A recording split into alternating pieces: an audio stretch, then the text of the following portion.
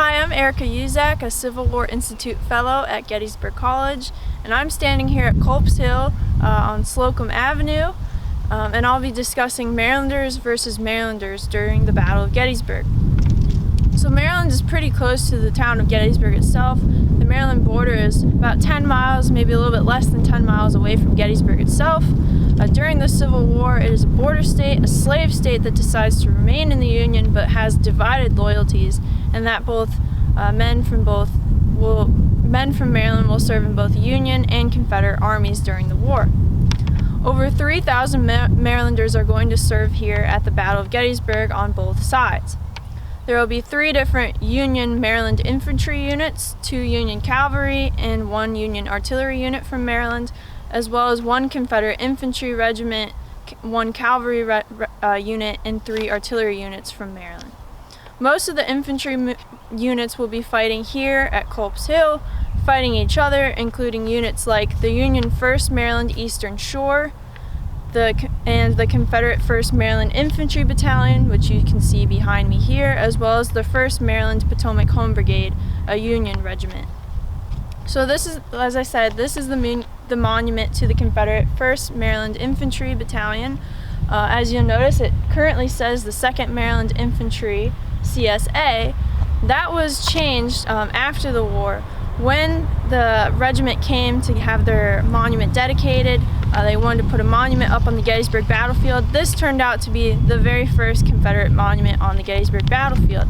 And because there were already 2 Union regiments from Maryland with the 1st Maryland designation, the Gettysburg Battlefield Commission made the regiment change their designation to 2nd Maryland CSA.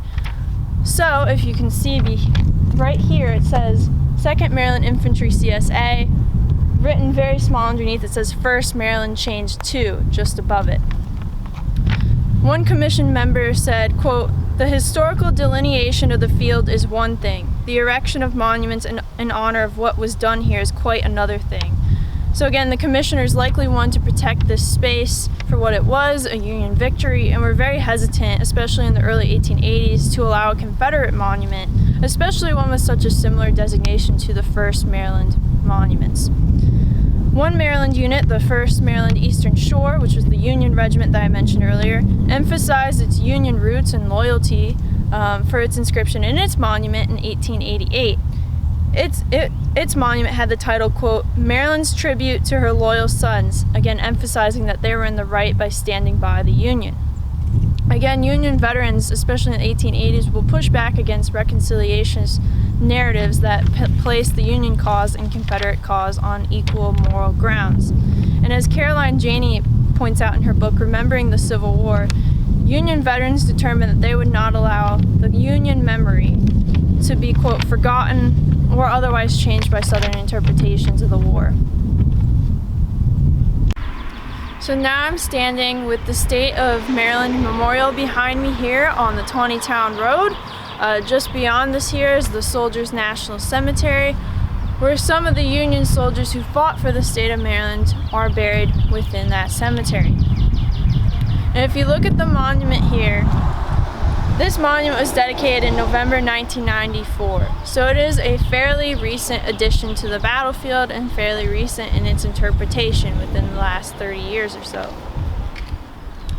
It is supposed to depict both soldiers from Maryland, 1 Union, 1 Confederate, helping each other while wounded, so it's symbolic in that they're having to lean on each other for support, and it's also supposed to be symbolic of, the soldiers who were here from Maryland did help take care of the wounded from each side.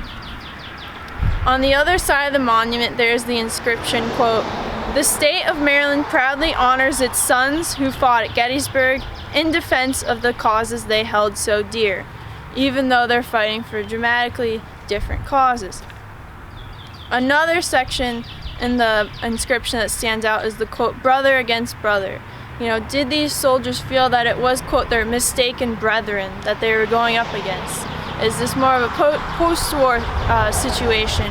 How many people did have family from, families torn fighting for either sides?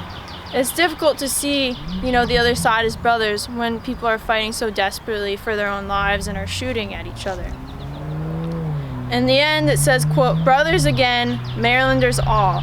So again, it'd be interesting to see, how did these veterans see each other in the immediate, right after the Civil War ended? Were they hostile to each other? Were they friendly?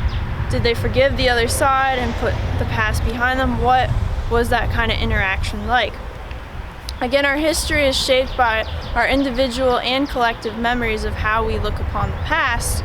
And so it's important to consider that when you consider how many years had passed between 1863, when the battle was fought here, and 1994, when this monument was finally dedicated. How would this monument look different in, say, the 1880s, when the first monuments start going up on the Gettysburg battlefield? Would it look different during the 1910s and 1920s when you see the Virginia monument, Confederate monument, go up on the battlefield, and more Confederate monuments eventually from there on, when sectional ties are being pushed aside in favor of reconciliation? And also there's this lost cause narrative, which denies slavery as the cause of the war and puts Union and Confederate causes on moral grounds. That lost cause is gaining traction in the narrative, and segregation is again strong in the South during the 1910s and 1920s. How would an African American soldier who fought in the United States colored troops, who was from Maryland, how would one of those soldiers look at this monument here? What perhaps is maybe missing from the monument? Again, there's just a lot of complexities in this story here, as people recently have tried to piece together a memorial that would pay tribute to both sides and try to understand why people from the same state would fight each other and kill each other for dramatically different causes.